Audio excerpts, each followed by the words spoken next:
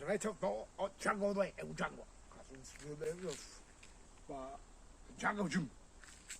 Jungle Gym Пловдив в Jungle Way. Здравейте отново. Ето ще го представя Jungle Way, да знаете. Това е Jungle Way Таразан.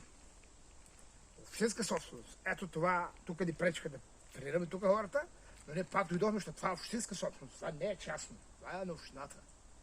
Затова ние сега сме пак отново и ще покажем упражнения за крака, пръсци в три вида. Първи вид е така. Първи вид, както ви казах, основният вид. Събрали краката и дигате горе.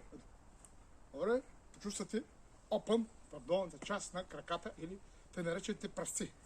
Вторият вид, това е вида на балетисти. Лебедово езеро. Е така.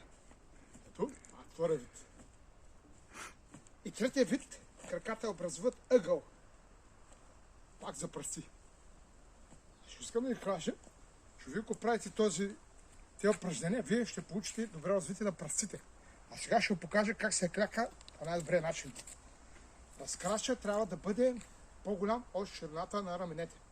И издавате тялото силно назад. Ето, като стремите да бъде изправено.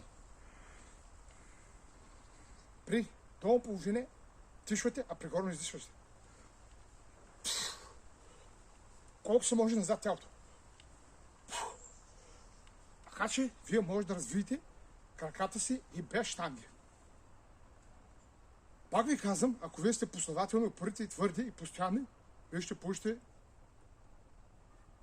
очаквания резултат. Организмът. Айде,